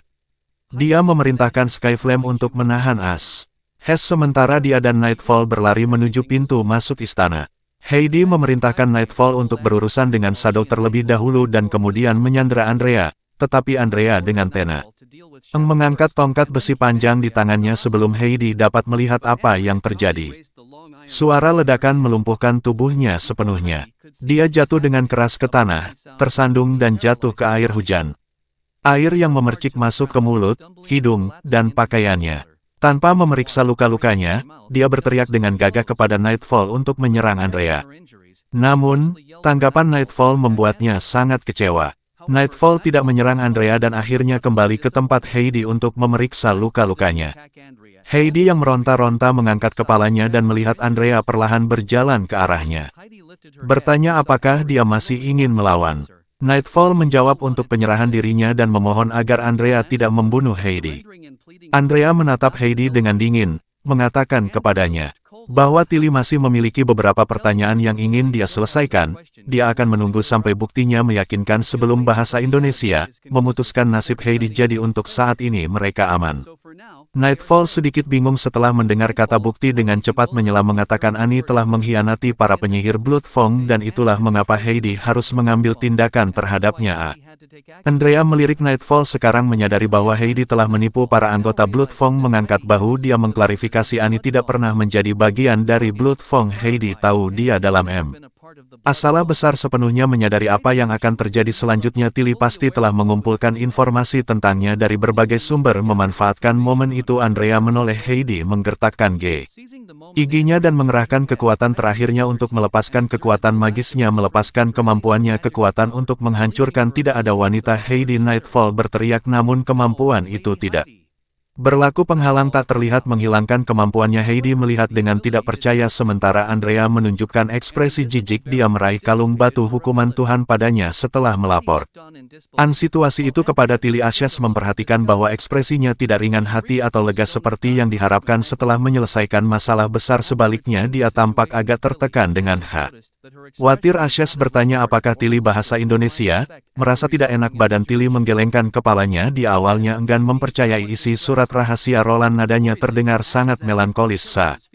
Dia mengungkapkan ketidakmampuannya untuk memahami mengapa setelah para penyihir akhirnya memiliki rumah mereka sendiri mereka masih perlu mengulangi tragedi masa lalu. Ash mencoba menghiburnya. Deng. An mengatakan bahwa Tilly telah melakukan pekerjaan dengan baik. Tidak semua penyihir tempur akan setuju tanpa syarat dengan metode Heidi, terutama setelah kehidupan mereka membaik. Beberapa dari mereka telah memihak mereka dan bahkan anggota Bloodfawn tidak terkecuali. Suasana hati Tilly masih tampak buruk. Dia menyebutkan bahwa karena Heidi memang bertindak seperti ini, dia tidak bisa lagi membiarkannya terus berlanjut tanpa kendali. Namun menurut Wifi, sebagian besar penyihir dari Bloodfawn tidak menyadari situasi ini. Dia berencana untuk mengumpulkan semua orang untuk mengklarifikasi hal-hal beritahu Ash dan Andrea untuk tidak memperlakukan mereka sebagai musuh. Dia menambahkan bahwa begitu hasilnya keluar mereka akan membawa Heidi ke kota perbatasan. Suara Ash dipenuhi dengan kegembiraan saat disebutkan tentang pertempuran melawan gereja. Melihat surat Roland sampai dia berbicara dengan nada serius untuk melawan pasukan penghakiman bahasa Indonesia, hukuman Tuhan tentara yang murni dan bahkan terhadap iblis seperti yang Roland tulis dalam suratnya. Jika mereka dapat menghancurkan gereja sepenuhnya, para penyihir kemudian akan benar-benar terbebaskan. Dia melihat mereka berdua dan bertanya apakah mereka bersedia pergi dengan abunya menjawab tanpa ragu mengatakan dia akan selalu berada di sisi Tilly. Andrea juga mengangguk setuju, namun untuk beberapa alasan rasa es krim sandwich tiba muncul di benaknya. Roland sedang duduk di kantornya mendengarkan dengan saksama intelijen yang dilaporkan dari garis depan. Suara dari segel sihir melaporkan bahwa jembatan angkat kota cahaya perak telah diturunkan dan mereka maju menuju gereja. Nightingale memperingatkan mereka untuk berhati-hati. Roland menyebarkan peta dan memeriksa lokasi kota cahaya perak menyadari bahwa ini adalah jangkau maksimum segel sihir. Dia mencatat bahwa mereka perlu mendirikan stasiun relay di suatu tempat. Nightingale menunjukkan bahwa mereka tidak memiliki cukup segel sihir, hanya ada 4 pasang total dan operasi ini telah menggunakan setengahnya. Menangkap iblis lain bukanlah tugas mudah. Sejak mendapatkan segel sihir komunikasi, banyak tugas menjadi lebih mudah, namun segel sihir komunikasi memiliki yang jangkauan terbatas. Mirip dengan bahasa Indonesia, sihir pelacak menyegel efeknya sangat melemah di luar jangkauan tertentu. Jika dua segel sihir terlalu berjauhan, memastikan transmisi suara yang jelas dan stabil tiba-tiba menjadi sulit. Suara dari segel sihir menjadi terdistorsi. Nightingale mengangkat telepon dan bertanya apa yang terjadi. Suara dari ujung sana kembali melaporkan bahwa tidak ada yang sisa di gereja, bahkan ruang bawah tanah pun kosong. Setelah beberapa saat Roland mengungkapkan rasa frustrasinya menyadari bahwa gereja telah melarikan diri. Dia menyesali bahwa dia terlalu berhati-hati. Di dalam kerajaan tidak ada yang bisa melawan tentara pertama dan para bangsawan tidak mau menghadapi mereka secara langsung. Namun itu tidak berarti bahwa para oportunis di antara mereka tidak akan cara diam-diam mengirim informasi ke gereja jika mereka telah membagi pasukan mereka dan menyerang 3 kota secara bersamaan. Sejak awal mereka mungkin bisa menangkap mereka semua. Nightingale menghiburnya dengan memberinya sepotong dendeng ikan kering dan bersikeras bahwa berhati-hati adalah pilihan yang tepat jika mereka telah menghadapi yang murni dan kuat sementara tentara pertama dibagi merek. Mungkin akan menderita kerugian besar. Roland tertegun sejenak sebelum mengambil dendeng ikan kering sambil menatap Nightingale mengatakan dia menjadi cukup pandai menghibur orang. Nightingale terseni bertanya bahasa Indonesia. Jika dia merasa sedikit lebih baik, tiba-tiba dia muncul di belakang Roland mulai memijat bahunya menyebutkan bahwa Wendy telah mengajarkan teknik ini kepadanya. Ketika Roland menikmati pijatan itu, dia berkomentar bahwa Wendy tampaknya tahu banyak hal. Nightingale dengan mata terpejam setuju mengatakan bahwa selama perjalanan yang sulit dari asosiasi penyihir saat mereka menanggung segala macam kesulitan, Wendy lah yang telah menstabilkan tim. Jika tidak mengingat temperamen Hira, dia akan mengusir semua orang sejak lama. Nightingale menyatakan bahwa ketika datang untuk merawat para suster, tidak ada yang melakukannya lebih baik daripada Wendy. Sambil menikmati pijatan, Roland sekali lagi terganggu oleh suara segel sihir. Kali ini suaranya sangat jernih seolah-olah orang berteriak. Tepat di telinganya itu adalah petir yang melaporkan bahwa kabut merah di balik gunung salju telah menghilang, atau lebih tepatnya menghilang. Maisy yang bersamanya mengkonfirmasi pengamatan petir. Roland khawatir tentang jiwa petualang gadis muda itu, memerintahkan mereka untuk tidak mendekati perkemahan iblis dan untuk segera kembali karena takut memprovokasi iblis tingkat tinggi. Menyebabkan bencana. Keduanya dengan cepat merespons dan kembali menuju kota perbatasan. Dapatkan Agatha. Roland berkata kepada Nightingale, Agatha segera tiba tiba di kantor tetapi setelah mendengarkan dan seksama laporan Lightning dia juga agak bingung Federasi jarang memiliki kesempatan untuk mendekati kam belakang iblis dalam puluhan tahun pertempuran mereka belum pernah melihat Demon's Retreat. Dia menjelaskan pada akhirnya Roland memutuskan untuk terus mengamati situasi mungkin Red Mist hanya melemah sementara lebih baik berhati-hati dia tidak ingin melihat korban pada saat kritis ini 5 hari. Kemudian Lightning membawa informasi baru Air Mist di belakang gunung salju telah sepenuhnya menghilang setelah memastikan bahwa tidak ada tanda-tanda aktivitas iblis di kam tim pengintaian baru Deng.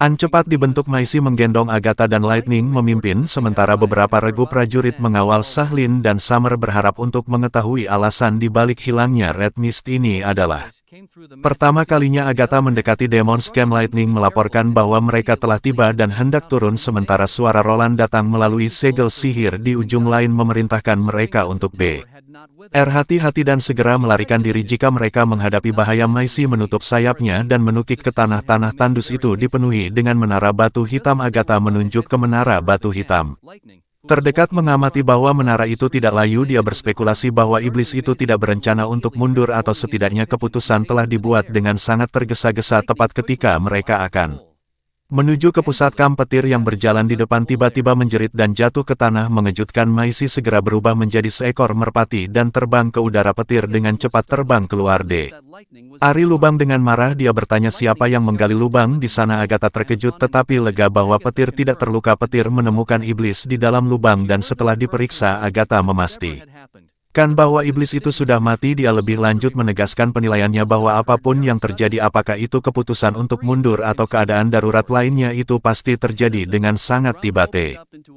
Mereka bertiga terus maju di depan mereka tanah terbuka menjadi lubang besar. Petir bertanya apakah mereka harus menjelajahinya terlebih dahulu tetapi Maisi dan Agatha berkata tidak. Pada saat yang sama gadis kecil itu menghela nafas menunjukkan ekspresi penyesalan sejak Yang Mulia menghukumnya untuk mengerjakan lembar kerjanya. Spirit petualang telah banyak menahan diri. Rampin juga bergegas mencari celah sempit di gunung. Dia mengukir jalan kecil di tebing yang cukup lebar untuk satu orang berjalan, memfasilitasi pengangkutan sisa batu ajaib dan peralatan Maisi mengangkut barang-barang yang ditemukan kembali ke border tahun. Sementara Summer juga bekerja melacak kembali asal-usul insiden itu. Saat itu Roland menerima surat rahasia kedua dari Viot. Surat itu menyatakan bahwa Tilly akan tiba di wilayah barat. Serambi air dalam belum selesai di dekatnya, hanya ada dermaga sederhana dan beberapa gudang. Apakah lubang besar di sana? Galangan kapal yang runtuh dari sebelumnya. Ana berjalan ke Roland sambil menunjuk ke lokasi di mana sekelompok pekerja sedang sibuk bekerja dan bertanya apa yang mereka lakukan. Roland merasa sedikit malu. Itu adalah kecelakaan konstruksi yang mengakibatkan cedera pada 3 pekerja tetapi untungnya Nanoa mampu menyembuhkan mereka semua. Dia berkata dia harus lebih berhati-hati. Hati-hati dalam konstruksi di masa depan. Rem mengatakan buah kapal datang dan Roland sekali lagi melihat Tilly. Dia mengulurkan tangan kanannya padanya dan mereka berjabat tangan dengan senyum di wajah mereka meskipun mereka tidak bertemu selama beberapa bulan. Dia sikap mereka seolah-olah mereka baru saja berpisah kemarin tanpa ada tanda-tanda ketidakakraban. Tilly menyebutkan bahwa dia membawa Heidi bersamanya meskipun Tilly berhasil menaklukkannya. Heidi menolak untuk mengungkapkan keberadaan para penyihir yang ditolak oleh Von. Darah bersikeras bahwa dia hanya akan berbicara dengan Roland. Roland terkejut sejenak. Tilly menyarankan bahwa mungkin Heidi melihat Roland sebagai Evelyn. Terakhirnya berpikir bahwa jika dia menawarkan Roland cukup banyak keuntungan Roland mungkin membantunya. Roland tidak bisa menahan tawa menemukan Tilly cukup menggemaskan ketika dia mencoba memberikan petunjuk tidak langsung dan bertanya apakah dia mengingatkannya. Dia berkomentar bahwa jika dia benar-benar orang seperti itu Tilly tidak akan datang ke kota perbatasan sejak awal. Kembali ke kastil Andrea melihat surat itu dia berkomentar bahwa Otto benar-benar bodoh karena berani menyelinap ke istana pada malam hari hanya dengan 2 orang. Ash menambahkan bahwa sebagian besar insentif untuk tindakan gegabah mereka adalah karena Andrea. Setidaknya itu memungkinkan mereka untuk diperingatkan tentang pergerakan gereja. Tilly bertanya apakah Roland telah membalas Otto. Roland mengangguk sambil mendesak Otto untuk tidak bertindak gegabah karena musuh bisa sangat kuat. Bahasa Indonesia, dia menunjukkan bahwa mereka terlalu jauh dari kerajaan Fajar sehingga mustahil baginya untuk memberikan bantuan segera yang mereka butuhkan untuk tetap bersikap rendah hati dan menunggu sampai gereja mengalihkan perhatiannya ke Grey Castle sebelum membuat rencana apapun. Namun, Andrea percaya bahwa Otto tidak akan mendengarkannya karena Otto selalu bertindak tidak rasional sejak kecil. Roland tersenyum mengatakan Otto pasti akan mendengarkan karena dia juga telah menulis lem surat itu bahwa Andrea aman di sini di Bordertown, bahkan jika gereja datang dia tidak akan disakiti, tetapi jika Otto dan Atto mati mereka tidak akan pernah melihat Andrea lagi. Andrea agak malu dan Ashes berkomentar sambil tersenyum bahwa ini adalah cara yang sangat efektif untuk membujuk seseorang seperti Otto. Tilly memelototi Roland seolah menyalahkannya karena menggoda Andrea dengan mengungkapkan masalah pribadi seperti itu. Dia kemudian bertanya tentang rencana Roland untuk berurusan dengan gereja. Roland berbagi penempatan strategis baru-baru ini yang menyebutkan bahwa Angkatan Darat pertama telah mulai membersihkan pengaruh gereja di dalam kerajaan dan mulai menempatkan pasukan di Chewin Ridge. Dia menjelaskan bahwa dengan cara ini mereka tidak perlu menebak dari mana musuh mungkin menyerang dan warga Gerkasel akan aman menghadapi musuh secara langsung. Juga gaya tempur pilihan Angkatan Darat pertama, namun dia mengakui bahwa penyihir murni tetap menjadi perhatian terbesar. Tilly meletakkan tangan di bahu Roland meyakinkannya untuk tidak khawatir karena itulah tujuan kunjungannya. Sambil tersenyum dia memberitahu Roland, jangan khawatir saudaraku, para penyihir Ari Pulau yang tertidur akan berdiri dan bertarung bersamamu. Kembali di kediaman penyihir, Tilly masuk ke kamar yang dulu dia tinggali. Semuanya dari ruang tamu hingga kamar tidur tetap seperti yang dia tinggalkan, tanpa setitik debu pun yang terlihat. Tanda yang jelas bahwa Roland telah mengatur pembersihan rutin. Makanan segar dan buah-buahan juga tersedia. Abu bertanya kepada Tilly mengapa dia tiba-tiba mulai memanggil Roland saudara laki-laki hari ini, mengingat dia sebelumnya menyebutkan bahwa Roland berbeda dari pangeran keempat sebelumnya. Tilly tidak merasa apakah itu penting. Dia berubah menja di Abu dan bertanya padanya apa arti perang ini baginya. Tanpa ragu-ragu Abu menjawab balas dendam. Tilly menggelengkan kepalanya menegaskan bahwa itu berarti menjalani kehidupan kebebasan. Dia meraih tangan Ash dan bertanya apakah dia ingin tinggal di sini. Abu terkejut hanya menyatakan bahwa dia tidak akan meninggalkan Tilly. Tilly menyadari kesalahpahaman dan mengklarifikasi dengan senyuman bahwa dia hanya ingin tahu apakah Ashes menyukai tempat ini. Setelah beberapa saat ragu, Ashes mengangguk mengakui bahwa ada alasan mengapa serikat penyihir para penyihir bersedia melayani Roland. Namun mereka berbeda, mereka memiliki tanah air mereka sendiri. Tilly menyela. Dia menjelaskan bahwa hanya ada 3 hasil dari perang ini. Yang pertama adalah mereka tidak dapat menahan serangan dari pasukan hukuman dewa dan mereka semua binasa di wilayah utara Kastil Gri. Jika itu terjadi tempat tinggal mereka tidak akan menjadi masalah lagi. Ashes dengan cepat menutup mulut. Tilly bersikeras bahwa hal seperti itu tidak akan pernah terjadi dan bahwa dia akan bersumpah demi hidupnya untuk mencegahnya. Tilly dengan senyum menggoda berkata dia hanya membuat asumsi. Tilly kemudian berbalik untuk membahas kemungkinan kedua. Roland mungkin gagal tetapi mereka dapat bertahan hidup. Dia berjalan ke jendela melihat keluar ke taman kastil yang semarak dan melanjutkan bahwa dalam skenario seperti itu Kastil Ger tidak akan dapat menahan gereja lebih lama lagi dan kota Neverwinter akan dilalap api. Mereka hanya akan memiliki satu tempat untuk pergi. Mereka akan terus melawan gereja dari Aiel yang tertidur sampai perang ilahi. Ashes memandang Tilly bertanya tentang kemungkinan ketiga. Tilly dengan bahasa Indonesia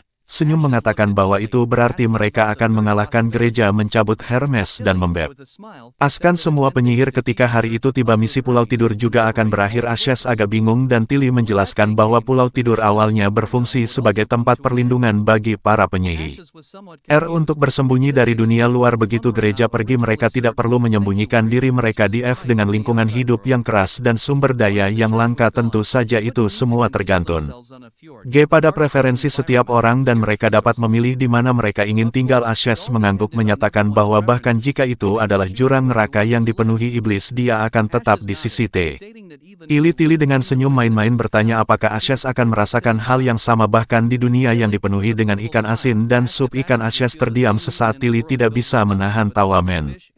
Katakan mereka pasti perlu mengunjungi kota Neverwinter sering untuk mengubah pola makan mereka. Andrea mendorong pintu hingga terbuka dan mengintip kepalanya yang ditutupi dengan baskom kayu. Dia bertanya apa yang mereka bicarakan dan mengundang Tilly untuk bergabung dengannya untuk mandi. Tilly mengangguk dan Asa berkata dia akan bergabung juga mendapatkan tatapan tajam dari Rhea melihat keduanya bertukar pandang. Tilly tidak bisa menahan perasaan tenang berpikir bahwa jika mereka benar-benar bisa mengalahkan gereja, semua orang bisa menjalani hari-hari seperti ini. Roland T. gelam dalam pikirannya untuk sementara waktu di kantor dan Nightingale mengunyah dendeng ikan kering bertanya kepadanya mengapa dia memiliki reaksi yang begitu besar. Dia menggoda itu hanya Tilly Yan. G memanggilnya saudara. Jika Roland suka, Nightingale bisa memanggilnya seperti itu juga. Roland terkejut oleh Tilly yang memanggilnya saudara di dermaga sebelum perpisahan terakhir mereka. Tilly tidak pernah mengakui hubungan saudara mereka. Setelah mendengar Nightingale, Roland berpikir dalam hati bahwa meskipun Nightingale sedikit lebih tua darinya, gagasan Nightingale memanggilnya saudara juga tampak cukup bagus. Namun dia segera menggelengkan kepalanya menyadari jalan pikiran ini berbahaya. Roland bertanya pada Nightingale putih. Tilly tiba-tiba mengubah sikapnya. Nightingale melihat dendeng ikan kecilnya berspekulasi bahwa mungkin karena Roland tidak memanfaatkan upaya Blood Fang untuk membagi pulau yang tertidur dan dengan cepat pergi ke perang skala penuh dengan gereja, atau mungkin Tilly saja terpeleset secara tidak sengaja memanggilnya saudara. Roland di sisi tidak ada yang benar-benar penting terlepas dari alasannya. Ini akan membuat hubungan mereka semakin dekat.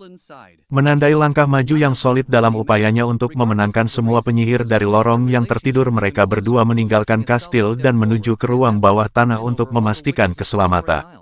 Nanoa Nightingale telah melumpuhkan Heidi sebelum merawatnya. Nightingale menyebutkan bahwa Heidi bahkan telah mencoba menyandera Andre. Pada saat itu Roland mengangguk setuju bahwa Nightingale melakukan hal yang benar. Dia kemudian memintanya untuk membangunkan Heidi. Nightingale mengangguk, melintas ke dalam kandang, mengangkat Heidi dan membawanya ke jeruji. Heidi membuka matanya dan Roland menatapnya dari atas berkata dia adalah Roland Wimbledon, Raja Grey Castle. Jika Heidi memiliki sesuatu untuk dikatakan, bicara sekarang. Roland bertanya kepada Heidi di mana para penyihir yang dia tolak telah pergi. Heidi tidak menjawab secara langsung tetapi bertanya apakah Ivy telah memberitahunya tentang hal itu. Roland mengangguk, memberitahu Heidi bahwa Annie, si penyihir yang dia coba bunuh sebelumnya, ada teman. Dia kemudian mempertanyakan mengapa Heidi sebagai bangsawan berstatus tinggi dengan garis keturunan kerajaan tidak menahan semua penyihir. Dia pasti mampu menyediakan selusin atau lebih penyihir pendukung. Bahkan jika kemampuan mereka tidak berguna baginya, dia hanya perlu memberi mereka makanan. Terlebih lagi dukungan para penyihir jauh lebih berguna daripada yang bisa dibayangkan Heidi. Heidi mengatupkan giginya dan tetap diam, tetapi Roland melihat kebencian yang kuat di matanya. Setelah beberapa saat dia mengejek, menuduh Roland hanya menggunakan para penyihir untuk keuntungannya sendiri, dan begitulah cara dia menang di kastil abu-abu. Roland menggelengkan kepalanya. Mungkin Heidi berpikir bahwa dia bergantung pada para penyihir untuk menaklukkan kerajaan dan menjadi raja. Dia tidak ingin menjelaskan terlalu banyak dan bertanya lagi kemana para penyihir itu pergi. Heidi tidak melihat ke arah Roland dan hanya mengatakan bahwa dia telah melepaskan mereka untuk menemukan organisasi penyihir lain sendiri. Sebelum dia bisa menyelesaikan kalimatnya, Nightingale langsung menyela dengan menegaskan bahwa semua yang dikatakan Heidi adalah kebohongan. Heidi tidak tahu siapa wanita Ang itu panik ketika dia melihat Roland berbalik untuk pergi. Dia terus berteriak yang mulia dan bersikeras bahwa Nightingale tidak tahu apa-apa. Roland bahkan tidak ingin melihatnya dan hanya mengatakan kepadanya bahwa Nightingale dapat membedakan kebohongan dan bahwa Heidi harus tahu kenapa dia dibawa ke sini untuk diinterogasi. Di bawah cahaya cemara yang redup, ekspresi Heidi berubah dan jelas bahwa dia tidak menyangka seorang penyihir memiliki kemampuan seperti itu. Setelah hening sejenak, dia tiba-tiba meraih jeruji besi dan dengan keras menyatakan bahwa kerajaan Wolfart telah dianeksasi oleh gereja. Dia mengaku sebagai anggota terakhir dari keluarga kerajaan dan menjanjikan Roland keuntungan yang tak terhitung jumlahnya jika dia membantunya merebut kembali Wolfart. Dia menawarkan emas permata para penyihir dan bahkan dirinya sendiri kepada Roland. Darah Fong juga akan mendengarkan Roland. Dia bisa memiliki setengah dari Wolfart jika dia mau. Roland menuntutnya untuk diam, bersikeras bahwa dia hanya ingin tahu keberadaan para penyihir. Heidi dengan tidak percaya bertanya apakah yang dia tawarkan tidak lebih berharga dari para penyihir itu. Roland merasakan kekesalan yang semakin besar. Dia menanyai Heidi karena kesopanan dasar bangsawan, tetapi dia punya banyak cara lain untuk membuatnya berbicara. Heidi seharusnya tidak asing dengan penyiksaan. Roland bertanya lagi di mana sebenarnya para penyihir. Heidi menatap Roland dan bertanya apakah dia akan membiarkannya pergi jika dia mengatakan yang sebenarnya. Roland meyakinkannya bahwa dia dia selalu menepati janjinya bahasa Indonesia, meraih Lee. Felin ini Heidi ragu-ragu untuk waktu yang lama sebelum akhirnya berkata dia menyerahkan mereka kepada para bangsawan. Nightingale membenarkan bahwa dia mengatakan yang sebenarnya kali ini Heidi jelaskan bahwa dia telah menggunakan reputasi asosiasi Bloodfong untuk menarik lebih banyak penyihir untuk bergabung dengannya kemudian memperdagangkannya kepada para bangsawan ini Yan. G sekarang secara pribadi memegang para penyihir juga bersedia membantu Heidi menghindari gereja. Roland mengepalkan tinjunya dan dapat membayangkan apa yang terjadi pada para penyihir ini tanpa perlu bertanya. Roland dan Nightingale sangat marah tetapi mereka menahan diri. Heidi tidak pernah bertemu Ani Skyflame tetapi Skyflame telah terbunuh oleh Ashes. Para penyihir lain di Blood FWN tidak menyat ari tindakan Heidi. Heidi melihat tangannya dan berkata bahwa dia awalnya ingin membantu ayahnya naik ke tahta yang seharusnya menjadi miliknya. Dia tidak melanjutkan tetapi Roland sudah mengerti hasilnya. Ya, setelah kematian Duke Morgan, Bloodfong menjadi alat bagi Heidi untuk mewujudkan keinginannya sendiri akan kekuasaan. Setelah meninggalkan ruang bawah tanah, Nightingale tidak dapat menahan diri untuk tidak meraih tangan. Roland bertanya apakah dia bahasa Indonesia benar-benar akan menyelamatkan nyawa pembunuh itu. Roland dengan dingin menjawab bahwa Heidi Morgan adalah seorang penyihir dari The Sleeping Isle dan dia tidak akan berurusan dengannya. Apakah The Sleeping Isle akan membiarkannya pergi bukanlah sesuatu yang harus diputuskan Roland. Keesokan harinya Roland membagikan berita ini dengan Tilly dan yang lainnya. Ashes sangat marah dan ingin segera membunuh Heidi di ruang bawah tanah. Roland menceritakan secara rinci apa yang terjadi di ruang bawah tanah dan memberitahu Tilly bahwa Nightingale telah memastikan kebenarannya. Dia tidak menyangka akan mendapatkan hasilnya secepat itu. Heidi lebih rapuh dari yang dia kira. Tilly tampak agak sedih tetapi dia tetap berterima kasih kepada Roland atas apa yang telah dia lakukan. Melihat kesempatan, Roland berkata bahwa dia adalah saudara laki-laki Tilly jadi tidak perlu formalitas. Bagaimana menghadapi situasi ini sekarang terserah Tilly. Tilly terdiam beberapa saat lalu bertanya bagaimana Roland akan menangani ini jika itu terjadi di kota Neverwinter. Roland menatap matanya dan melihat sedikit kesedihan dan penyesalan tetapi lebih merupakan kemarahan yang sunyi. Jelas Tilly telah membuat keputusannya. Roland menghiburnya dengan mengatakan dia akan melakukan hal yang sama seperti Tilly. Tilly mengangguk kemudian dia dan Ashes iri dan memutuskan untuk pergi. Tiba-tiba segel sihir komunikasi diaktifkan. Itu adalah petir. Dia berkata bahwa musim panas telah menemukan waktu yang tepat dari kejadian. Roland bertanya apa yang terjadi. Petir tidak yakin bagaimana menjelaskannya. Dia berbicara tentang mulut besar tentakel dan dua monster. Dia mengatakan kepada Roland bahwa dia harus datang dan melihat sendiri.